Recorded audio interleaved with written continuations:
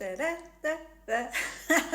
Mangga with malagkit na bigas na merong gata. Ilagay ko to sa rep. Medyo lumamig na siya ng konti. Kasi kanina, sobrang init nito. Sarap. Lasang-lasang gata. Gusto ko sa sa mga malalagkit, yung nalalasahan ko talaga yung gata. Dapat maraming gata ng nyog. Yung mangga natin, hindi pa masyadong hinog na hinog. Ito. Ang sarap. Cheers.